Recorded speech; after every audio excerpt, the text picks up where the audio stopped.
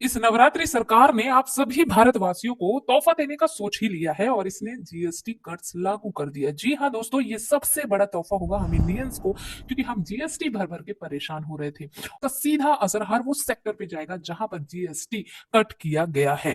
आज हम इस वीडियो में आपको एक ऐसा म्यूचुअल फंड बताने वाले हैं जिसका जीएसटी कट नील होने वाला है। जी हाँ, और अगर आपने इस म्यूचुअल फंड में निवेश किया तो आगे चलकर रैली ही रैली देखने को मिल जाएगी, क्योंकि ये एक ऐसा फंड है जो कि लोगों की बेसिक नीड है। इसकी जरूरत कल भी थी, आज भी, और आने वाले कल पे बढ़नी ही बढ़नी है। और यदि इस सेक्टर का जीएसटी नील कर दिया गया हो तो आप खुद सोच सकते हैं कि इस सेक्टर से जुड़े हर सेगमेंट में रैली देखने को मिल सकती है। हेलो नमस्कार दोस्तों, स्वागत है आप सभी का आपके अपने चैनल पे। आज हम बात करेंगे एसबीआई के एक ऐसे फंड के बारे में जो कि एसबीआई का तो है ही साथ एक ऐसा सेक्टर है जिसका जीएसटी सरकार ने नील करने का सोच रखा है। और यदि आप सोच लीजिए, इसमें अगर इस सेक्टर पे नील हो गया जीएसटी तो कितनी अच्छी रैली देखने को मिलेगी इस सेक्टर से जुड़े हर सेगमेंट में।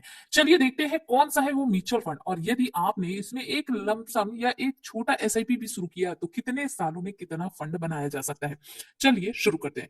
दोस्तों, हम जिस म्यूचुअल फंड की बात कर रहे हैं वो एक एसबीआई का म्यूचुअल फंड है, और एसबीआई का एक ऐसा म्यूचुअल फंड है जो कि बेसिक नीड्स में आता है। जी हाँ दोस्तों, हम बात कर रहे हैं एसबीआई की health care opportunity fund direct growth plan की।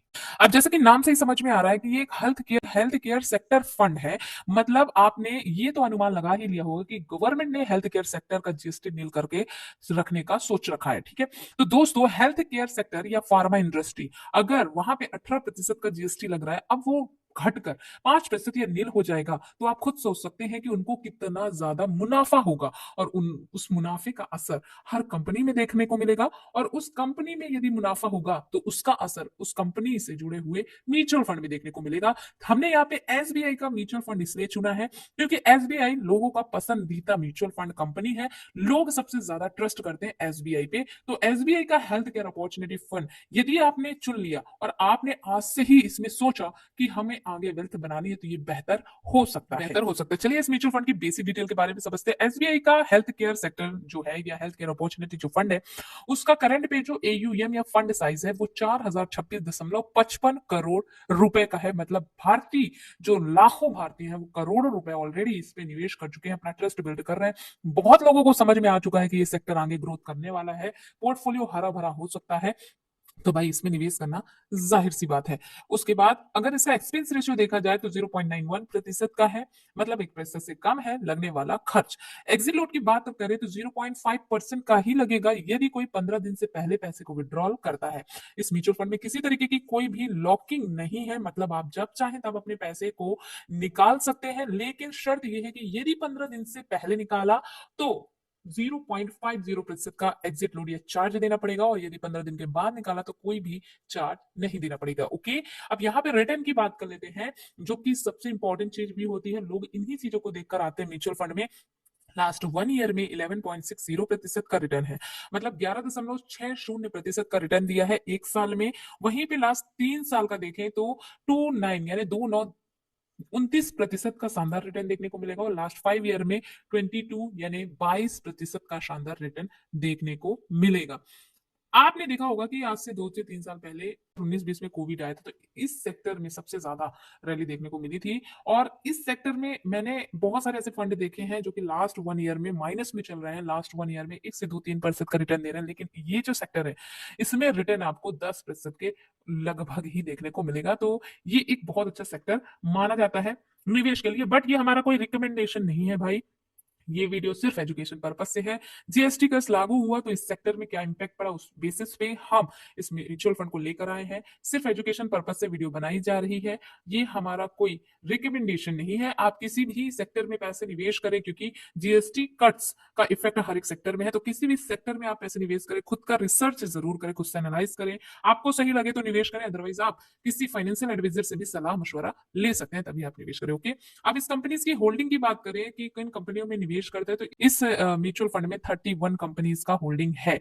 अब चूंकि ये हेल्थ केयर सेक्टर है तो इसका मतलब ये है कि ये सिर्फ उन कंपनीज में पैसा निवेश करता है जो हेल्थ केयर या फार्मा में आती है। यहाँ पे अगर 31 कंपनीज की बात करें तो ये Sun Pharma, Divi's laboratories, Max health care, Cipla, लिजा, लिपन जैसी कंपनीज में आपको देखने को मिलेंगे। और आप एक चीज नोटिस करो, ये पूरा तो पूरा हेल्थ केयर ही सेक्टर है। तो हेल्थ केयर सेक्टर बढ़ेगा तो डेफिनेटली इस म्यूचुअल फंड में रैली आपको देखने को मिलेगी। ये काफी सही म्यूचुअल फंड हो सकता है फॉर फ्यूचर के लिए। अब चलिए यहाँ पे कैलकुलेशन देखते हैं कि यदि कोई व्यक्ति 5,000 रुपए की एसआईपी करता है तो आने वाले 20 सालों में उसके पास कितना फंड बन सकता है, और यदि कोई व्यक्ति 1 लाख रुपए का निवेश करके छोड़ देता है तो आने वाले 20 सालों में कितना फंड बनाया जा सकता है। तो देखिए हमने यहाँ पे एक एसआईपी कैलकुलेटर ओपन किया हुआ, आप भी किसी भी एसआईपी कैलकुलेटर से कैलकुलेट कर सकते हैं एक्सपेक्टेड रिटर्न रेट। जैसा कि आप लास्ट परफॉर्मेंस आप देख पा रहे हैं 11.60% है, 3 ईयर में 29% का रिटर्न है और 5 ईयर में 22% का।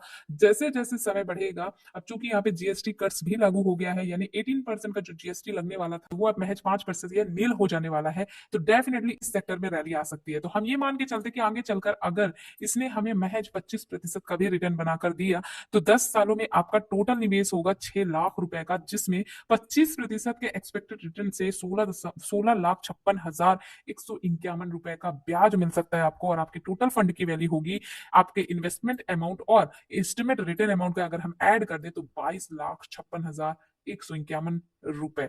दोस्तों अगर हम इसी पैसे को बैंक में रखते हैं तो 4 to 5 या 6% का हमको सेविंग इंटरेस्ट मिलता है, जिससे हमारे फंड की वैल्यू इतनी नहीं होती। लेकिन अगर म्यूचुअल फंड में आपने पैसे इन्वेस्ट किए हैं और उस म्यूचुअल फंड ने अच्छा परफॉर्मेंस दिया, देखिए ये जो परसेंटेज वैल्यू है वो अलग अलग होती है। आपने खुद यहाँ पे देखा 11%, 29 और 22%, मतलब हर साल ये बढ़ता घटता रहता है, तो यहाँ पे फिक्स नहीं रहता है। लेकिन हम एक अनुमान मानते हैं जिस तरीके से आने वाली इसकी नीड्स है, जिस तरीके से जीएसटी कट्स भी लागू हुए, तो उस हिसाब से अगर ये हमें आगे 25% का भी रिटर्न देता है तो महज 10 सालों में सिर्फ और सिर्फ 6 लाख के इन्वेस्टमेंट से आप 22 लाख का कॉर्पोरेट, आप 16 लाख का ब्याज ले सकते हैं। ओके, अब यदि किसी ने इस फंड को होल्ड रखा अगले 15 सालों के लिए, मतलब किसी ने इसमें इन्वेस्टमेंट किया 15 सालों के लिए, तो 9 लाख के इन्वेस्टमेंट से आपके पास एस्टिमेट जो रिटर्न आएगी 65,42,059 रुपए की आएगी, और टोटल फंड की वैल्यू हो जाएगी 74,42,000 के लगभग। और यहीं पे किसी व्यक्ति ने इसमें मात्र 20 साल निवेश किया, तो आप देखो यहाँ पे मात्र 12 लाख के इन्वेस्टमेंट अमाउंट से जो एस्टिमेट रिटर्न बनेगा 2,20,68,194 रुपए का, टोटल फंड की वैल्यू 20 साल में ही 2,32,68,194 रुपए का हो सकता है। ये एक अनुमानित है, बट बहुत ज्यादा पॉसिबिलिटी भी इसमें हो सकती है।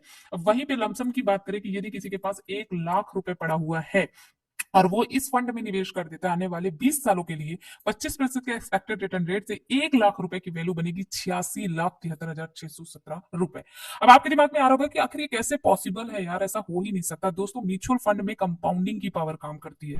एक एक रुपए भी यदि आप डेली बचाते हो, यानी एक दिन 1 रुपए बचाए, दूसरे दिन उसको 1 रुपए से ऐड कर दिया, उसे बढ़ाते गए तो भी उस 1 रुपए की वैल्यू करोड़ों की वेल्थ में बदल सकती है। तो भाई यहाँ पे तो 1 लाख रुपए इन्वेस्ट कर रहे हो, तो ये पॉसिबल है सिर्फ और सिर्फ म्यूचुअल फंड से। बट हम बार बार बोल रहे हैं कि ये हमारा कोई रिकमेंडेशन नहीं है, ये वीडियो सिर्फ एजुकेशन पर्पज से बनाई जा रही है। आप खुद से एनालाइज कर सकते हैं, आप खुद से चेकआउट कर सकते हैं, आप किसी फाइनेंशियल एडवाइजर से सलाह ले सकते हैं, उसके बाद आप निवेश कर सकते हैं।